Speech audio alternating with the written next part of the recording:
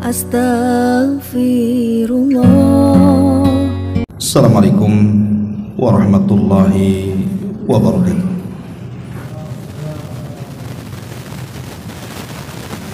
Alhamdulillah wassalatu wassalamu ala rasulillah wa ala alihi wa sahbihi wa mawalah wa la hawla wa la quwata illa billahi wa ba'du. Alhamdulillah, segala puja dan puji hanya milik Allah subhanahu wa ta'ala.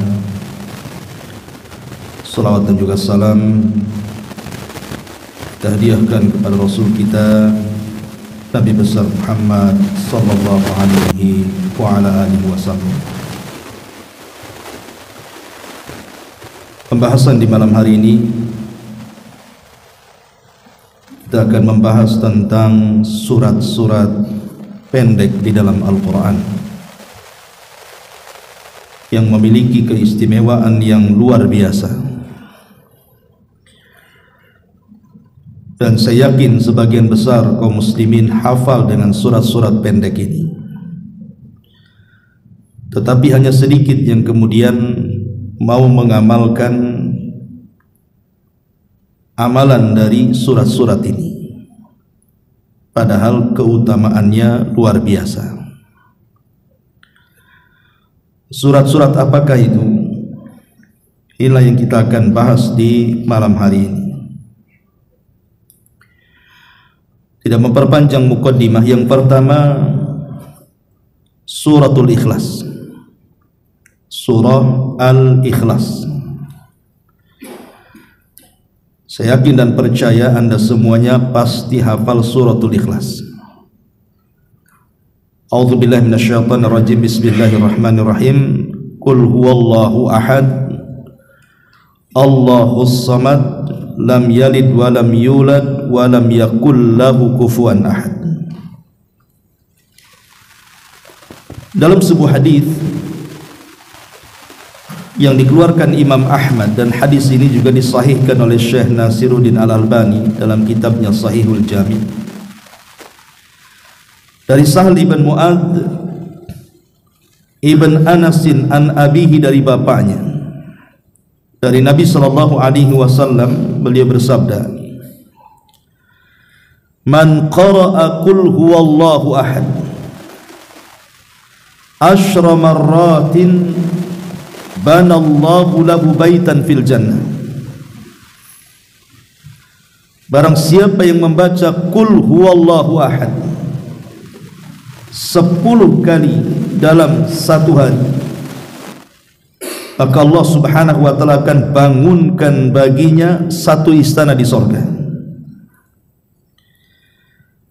Kemudian Umar bin Khattab radhiyallahu anhu ketika itu heran dengan keutamaan yang sangat agung orang yang membaca 10 kali surah Al-Ikhlas ini.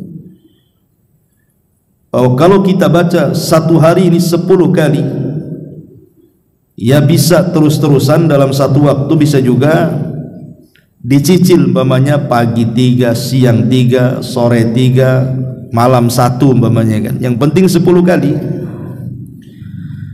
Maka itu cukup, kemudian Allah akan bangunkan satu istana untuk kita di sorga.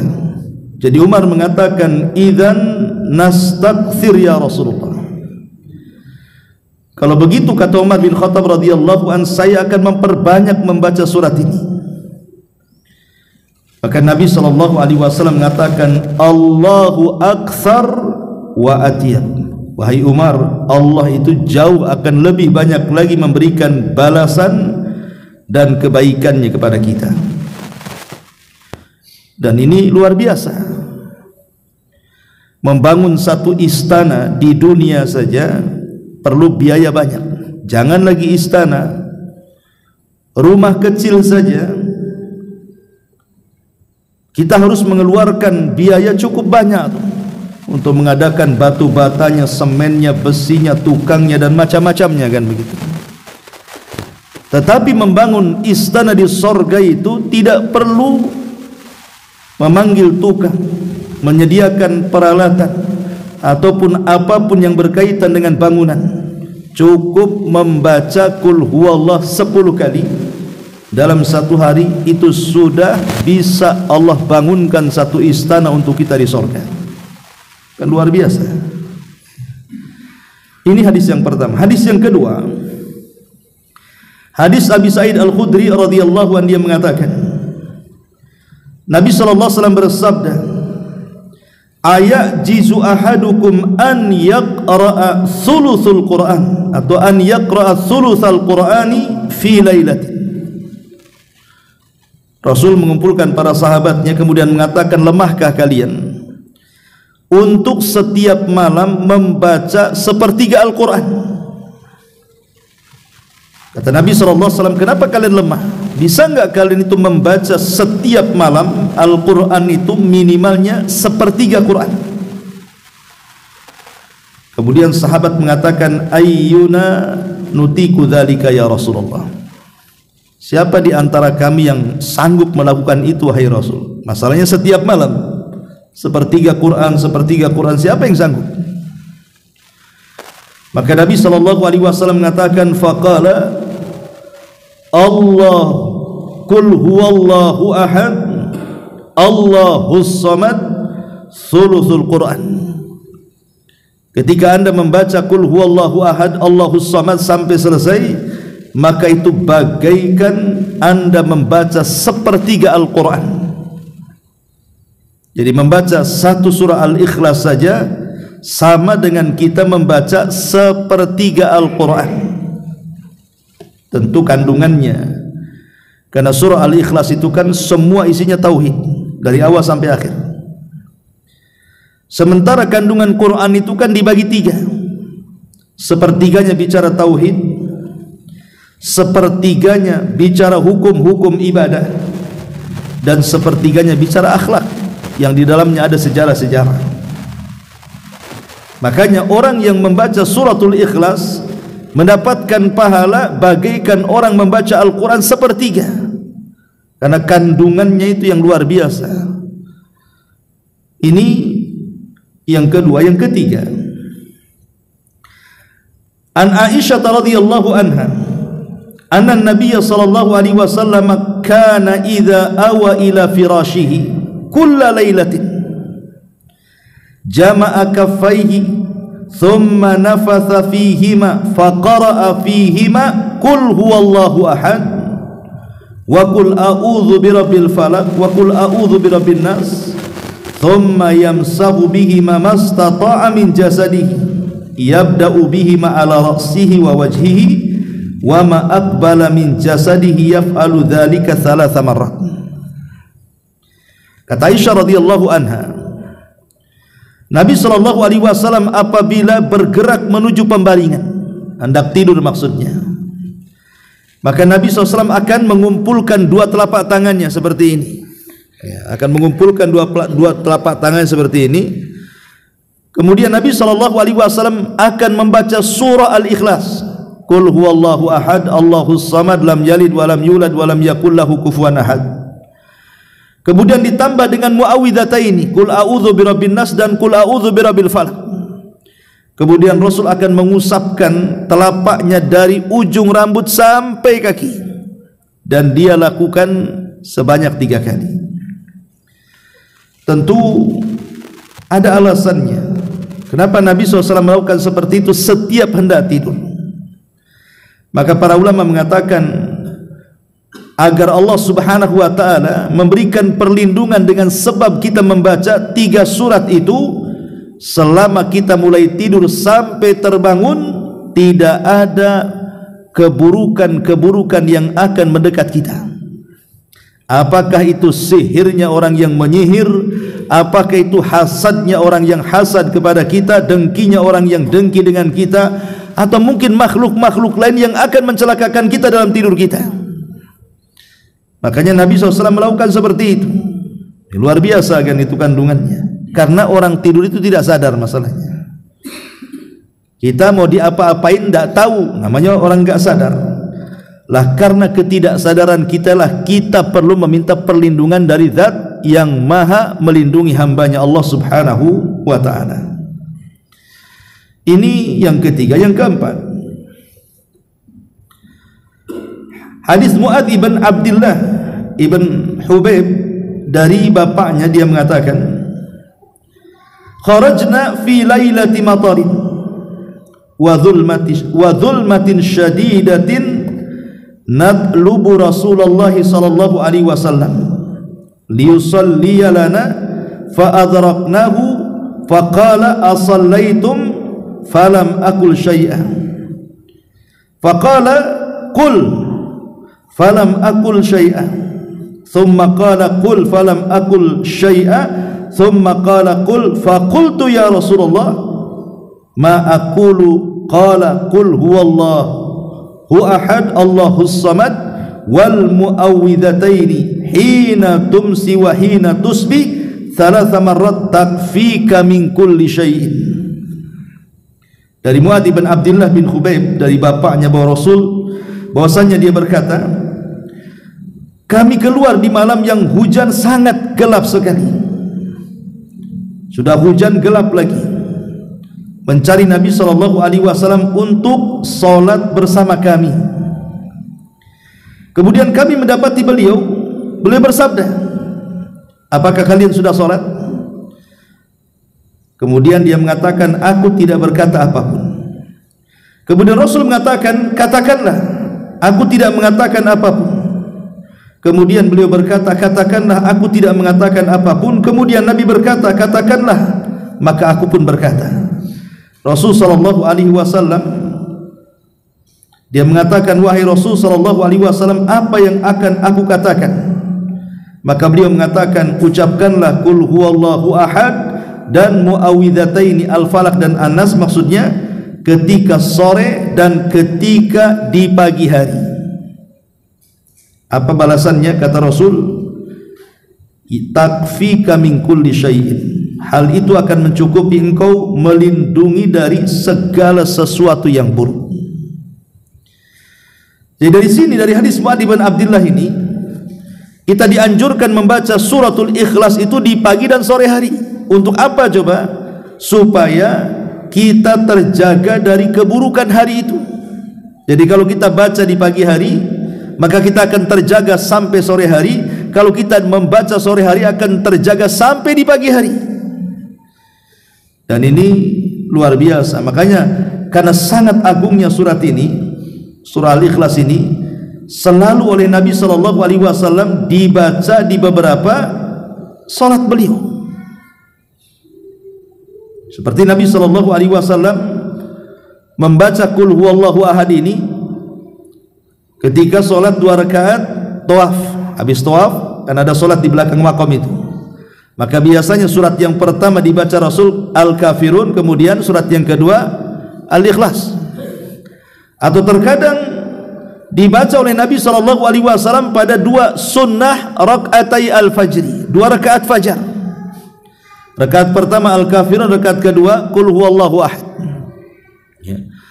Jadi oleh Nabi SAW diletakkan di solat-solat sunnah yang paling afdal, karena tahu keutamaan surah Al-Ikhlas. Ini yang pertama, suratul Ikhlas. Kemudian yang kedua, surah muawwidhataini. Surah muawwidhataini, qul a'udzu birabbin nas dan qul a'udzu birabbil falaq. Itu disebut muawwidhataini, 2 surat perlindungan. Kenapa disebut 2 surat perlindungan? Karena 2 surat qul a'udzu birabbin nas dan qul a'udzu birabbil falaq ini dari asbab nuzulnya, dari sebab turunnya, karena tersihirnya Rasul. Jadi satu hari Nabi SAW disihir oleh orang Yahudi dari Bani Azraq, namanya Labid ibn A'sam, dan keluarganya itu terkenal tukang sihir. Lah orang-orang Yahudi datang kepada Labid ibn A'sam ini dengan menawarkan bayaran sekian dan sekian agar Labid ini menyihir Nabi. Akhirnya kemudian Labid bin A'sam ini mengutus saudarinya untuk mencari bukhul dari benda-benda yang berkaitan dengan jasad Nabi. Berhasillah mencuri sisir Nabi yang ketika itu terlilit bulu-bulu rambut Rasul di sisir itu. Itulah yang dijadikan bukhulnya. Maka dengan buhul itulah kemudian Labid ibn Asam menyihir Nabi. Subhanallah, berhasil. 6 bulan Nabi SAW terkena sihir. Tapi sekali lagi, tersihirnya Rasul tidak mempengaruhi wahyu, hanya melemahkan jasad Nabi saja. Akhirnya kemudian Aisyah radhiyallahu anha merasa heran kepada Nabi SAW, kenapa setiap hari makin lemah badannya. Maka Aisyah radhiyallahu anha mengatakan, ya Rasul, bagaimana kalau engkau meminta fatwa kepada Rabbmu?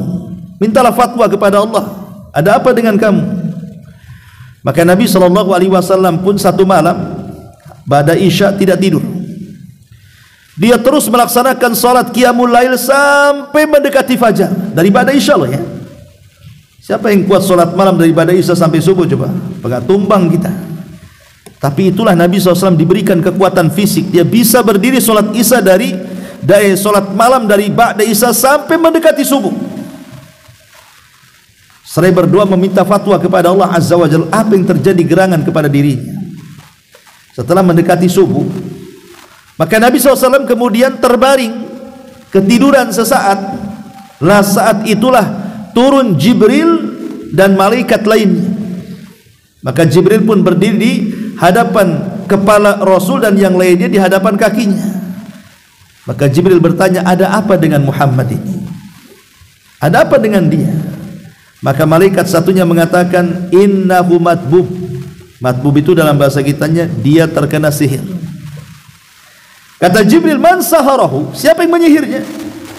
Maka orang ini mengatakan, Labid ibn Asam. Kata Jibril, di mana diletakkan buhulnya? Kemudian yang satunya mengatakan, fi bi'ri Ronunah, di sebuah sumur yang disebut dengan Ronunah.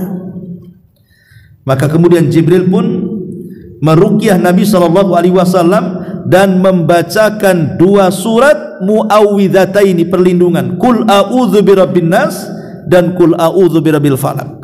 Setelah kemudian Jibril meruqyah Rasul dengan 2 surat perlindungan ini, maka terbebaslah sejak itu Rasul tidak terkena sihir lagi.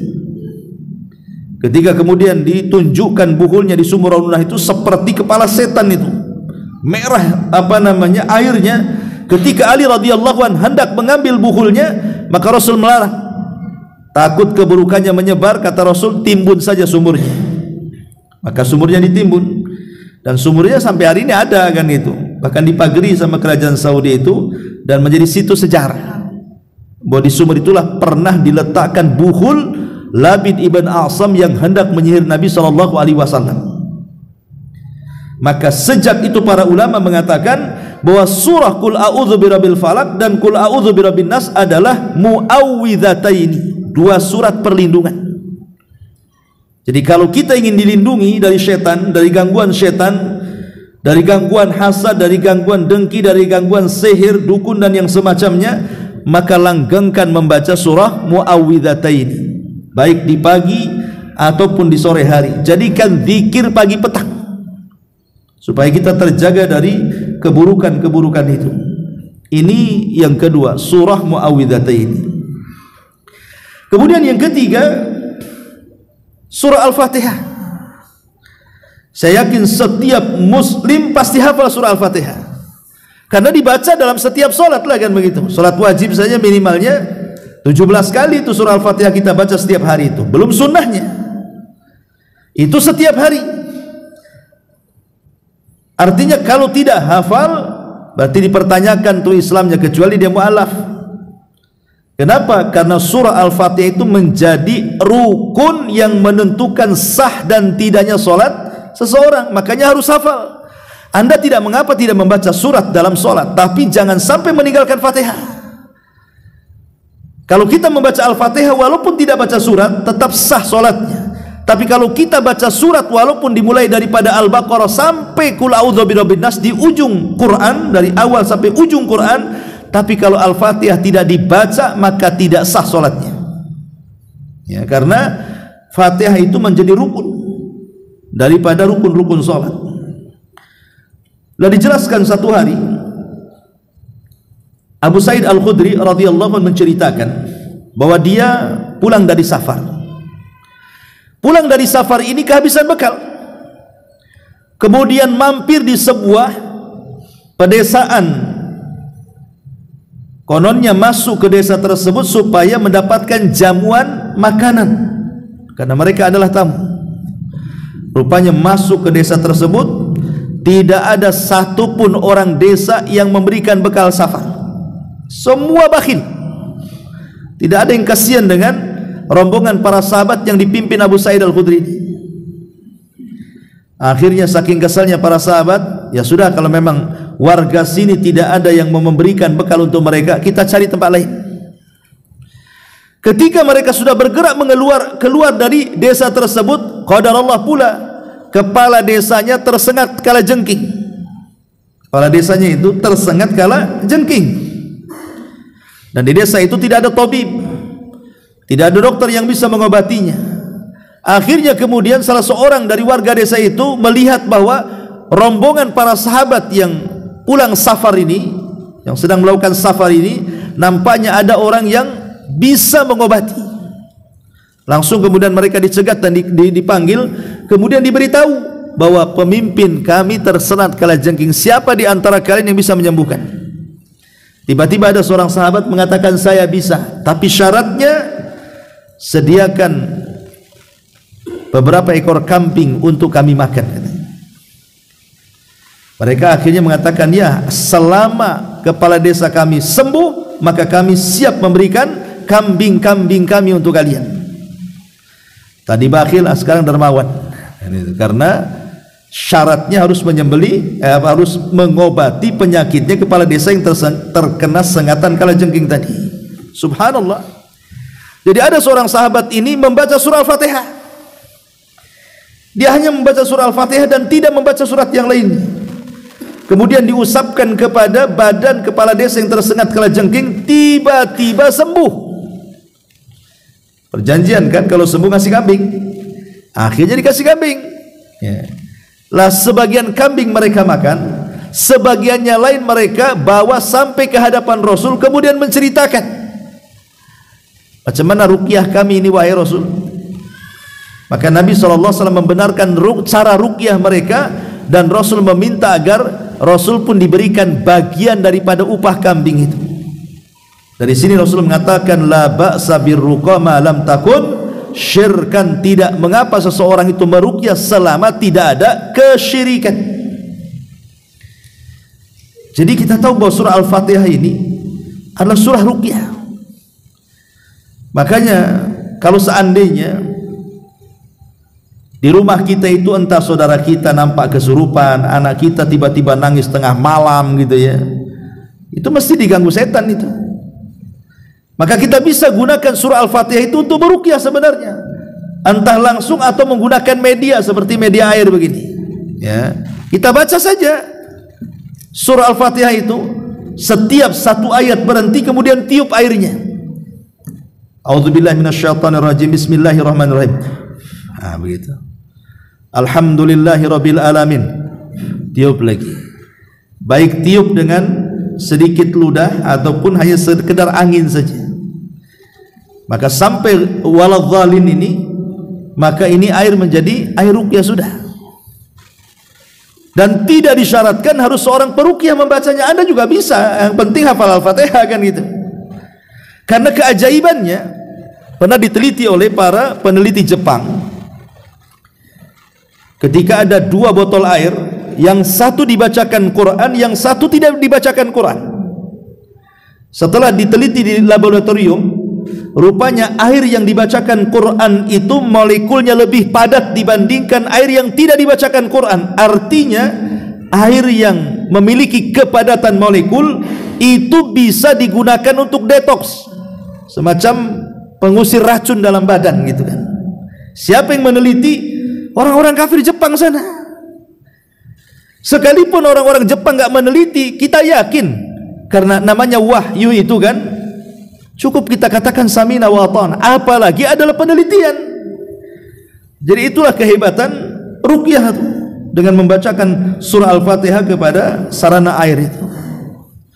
Ma'asyiral muslimin wal muslimat rahimani wa rahimakumullah. Intinya bahwa surah Al-Fatihah itu disebut suratus syifa, surat sebagai penyembuh, untuk menyembuhkan segala penyakit. Kata Rasul, Fatihatul Kitab syifaa'un min kulli da'in illa sam.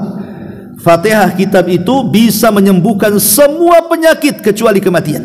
Ya, kalau kematian tidak bisa lah dibaca Fatihah nggak hidup, pasti mati. Orang mati tidak mungkin hidup lagi kan itu. Tapi semua penyakit bisa disembuhkan dengan Fatihatul Kitab, kata Nabi sallallahu alaihi wa ala alihi wasallam. Dan banyak lagi, apalagi kalau kita lihat sebuah hadisnya dari Abi Hurairah radhiyallahu anhu, Nabi mengatakan kepada Ubay bin Ka'ab, atuhibbu an u'allimaka suratan lam yanzil fit Taurati wala fil Injili wala fiz Zaburi wala fil Furqani. Maukah ku ajarkan kepadamu satu surat? Surat ini tidak terdapat dalam Taurat, tidak terdapat dalam Injil, tidak terdapat dalam Zabur, bahkan tidak terdapat dalam Quran yang semisalnya. Kemudian kata Nabi SAW pada Ubay, itulah Fatihatul Kitab, itulah surah Al-Fatihah yang tidak ada dalam Taurat, tidak ada dalam Injil, tidak ada dalam Zabur, bahkan tidak ada dalam Al-Quran yang semisalnya. Luar biasa gitu surah Al-Fatihah ini.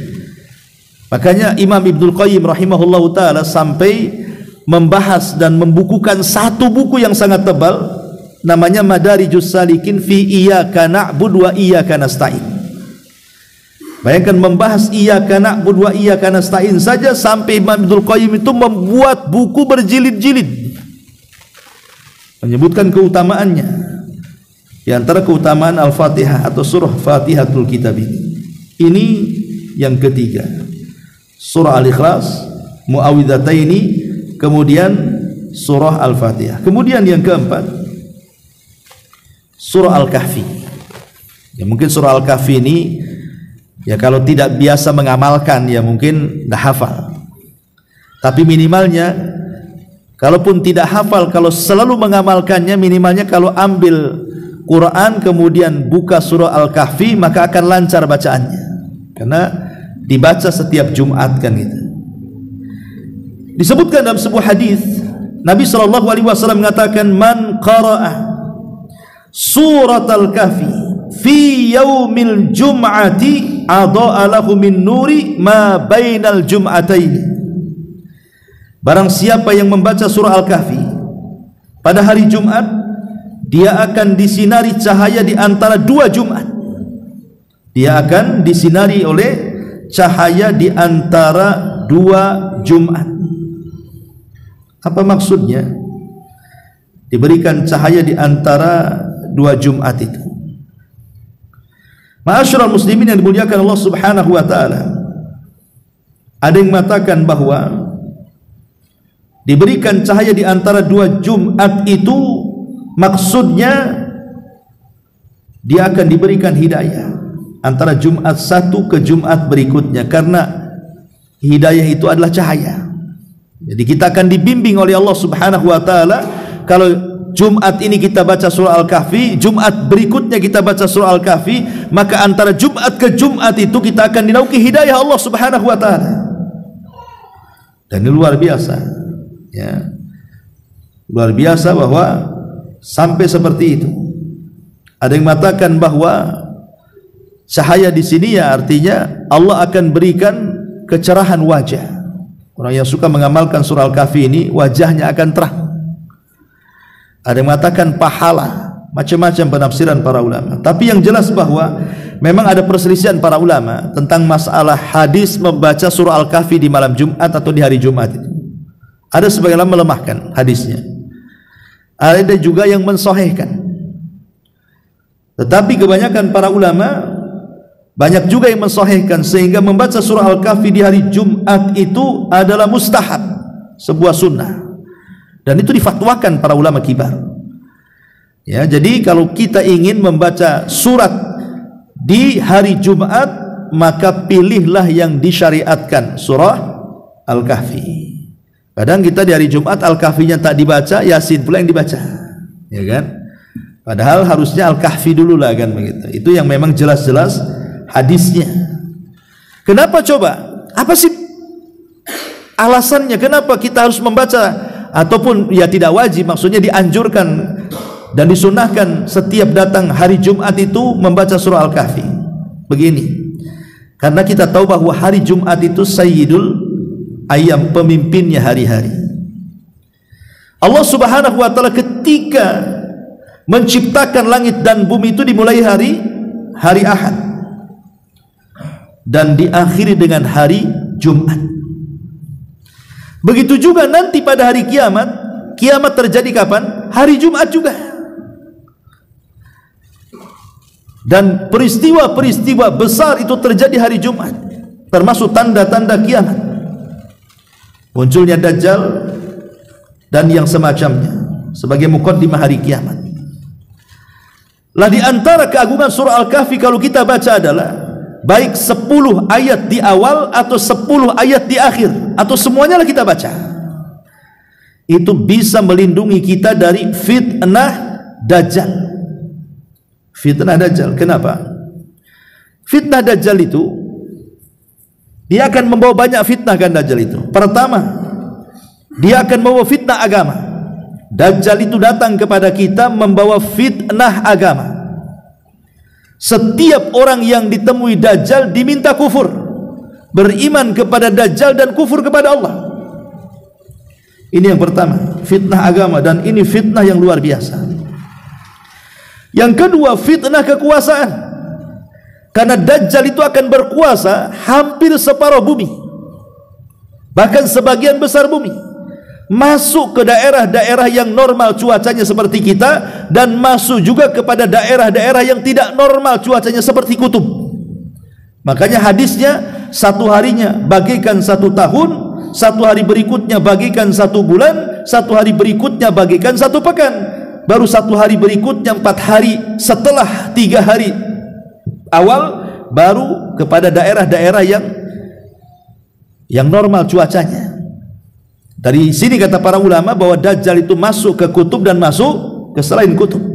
Jadi semua dijelajahi Dajjal selama 40 hari itu. Artinya di sini Dajjal itu akan berkuasa. Jadi ada fitnah kekuasaan. Yang kedua, fitnah harta. Dajjal itu juga membawa fitnah harta, karena dia akan datang kepada sebuah tempat. Kalau mereka beriman kepada Dajjal, maka Dajjal akan merintahkan bumi untuk mengeluarkan seluruh pembendaharaannya. Ya ardi ukhruji kunuzaki, kata Dajjal. Wahai bumi, keluarkan pembendaharaan. Maka nanti keluarlah emasnya, zamrudnya, tambangnya, dan macam-macamnya. Difitnah dengan harta, ya kawan. Ya. Kemudian juga yang terakhir difitnah dengan ilmu. Orang yang punya ilmu, dia bisa membaca kafir di di dahi Dajjal. Semua orang itu loh bisa membaca di dahinya Dajjal itu kafarah. Tapi karena sudah terfitnah ilmu mereka, mereka tidak bisa membedakan mana Tuhan, mana selain Tuhan. Kalau dia punya ilmu, bagaimana Dajjal itu dianggap Tuhan sementara menghapus kafir dalam dahinya saja tidak bisa? Bagaimana Dajjal bisa mengaku Tuhan sementara dia untuk meluruskan langkahnya saja tidak bisa? Karena Dajjal itu kan bengkok tuh, egang bahasa kitanya, karena antara tumit lutut dengan lutut kanan dan lutut kiri itu berjauhan. Jadi jalannya jelek Dajjal itu. Dan kalau memang Dajjal itu Tuhan, kenapa dia tidak bisa menyembuhkan matanya yang buta? Katanya dia Tuhan, harusnya Dajjal bisa memperbaiki langkah kakinya, tidak bengkok, kemudian memperbaiki matanya, tidak buta, kemudian menghapus kafir di dahinya. Dia tidak bisa. Berarti dia bukan Tuhan kan gitu. Tapi orang terfitnah dengan Dajjal tetap saja memfitnah Dajjal. Makanya kemudian karena fitnah-fitnah inilah kita dianjurkan membaca surah Al-Kahfi. Karena dalam surah Al-Kahfi itu terdapat 4 fitnah yang bisa melawan Dajjal. Pertama, fitnah agama. Dan itu disyaratkan kepada siapa? Kepada Ashabul Kahfi. Kenapa Ashabul Kahfi? Mereka lari dari kerajaan kemudian sembunyi di gua karena fitnah agama. Disuruh murtad kan, tak mau, makanya sembunyi. Ya. Kemudian fitnah kekuasaan, karena dalam surah Al-Kahfi ada kisah tentang Dzulqarnain, dan Dzulqarnain itu penguasa dunia. Ya. Kemudian juga yang ketiga fitnah harta, karena dalam surah Al-Kahfi itu ada kisah ashabu al-jannataini, kisah pemilik dua kebun. Yang satu terfitnah dengan hartanya, yang satu tidak terfitnah dengan hartanya. Kemudian fitnah ilmu, karena dalam surah Al-Kahfi itu ada kisah Khidir dan Nabi Musa. Nabi Musa terfitnah ilmunya ketika dikatakan, wahai Musa, adakah orang alim selain kamu? Kata Musa, tidak ada. Harusnya Musa mengatakan Allahu a'lam. Tapi Musa mengatakan tidak ada, setahuku akulah yang paling alim, katanya. Maka Allah Subhanahu wa taala menguji keilmuan Musa dan mengatakan di sana ada orang yang punya ilmu yang kau tak punya. Siapa dia? Khidir. Kau cari dia, belajar sama dia. Nah, jadi karena fitnah-fitnah ini ada di beberapa kisah dalam surah Al-Kahfi tadi, itulah kenapa surah Al-Kahfi itu menjadi satu-satunya surat yang kalau kita baca bisa terhindar dari fitnah Dajjal. Jadi surah Al-Kahfi ini luar biasa. Cuman dia kan agak panjang sedikit lah. Kalau Qul huwallah, Muawwidhataini, Al-Fatihah itu kan agak pendek gitu ya. Tapi kalau khusus Al-Kahfi ini cukup panjang. Tapi lihat keutamanya luar biasa, dan itu pun dibaca seminggu sekali kan, di hari Jumat. Ma'asyiral muslimin wal muslimat rahimani wa rahimakumullah. Kemudian apa lagi? Al-Kafirun. Qul ya ayyuhal kafirun. Hafal lah ya. Kadang-kadang kalau baru ngapal itu tidak sampai-sampai itu. La abudu saja itu, dibulak-balik saja itu. Kalau sudah hafal enggak lah ya. Itu yang baru-baru ngapal itu dibulak-balik aja di situ tuh. Wala antum abiduna saja. Tapi kita lihat bagaimana keistimewaannya surah Al-Kafirun ini. Kata Nabi sallallahu alaihi wasallam, "Iqra qul ya ayyuhal kafirun fi kulli lailatin."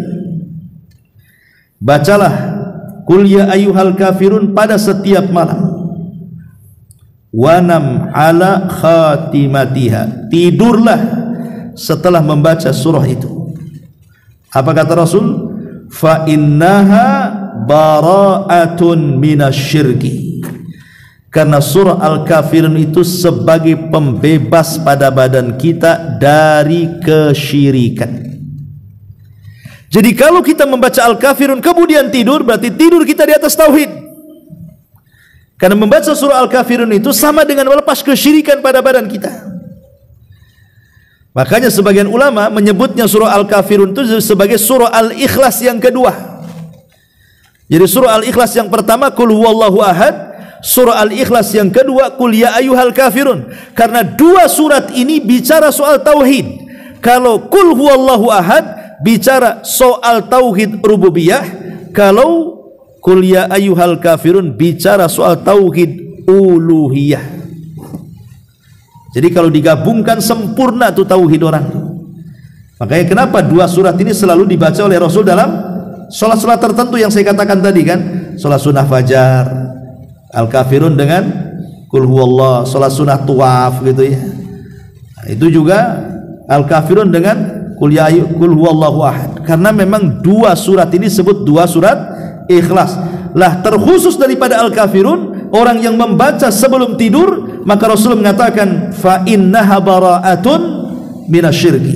Maka itu bisa membebaskan kita dari kesyirikan. Ma'asyiral muslimin yang dimuliakan Allah Subhanahu wa taala, saya minta maaf.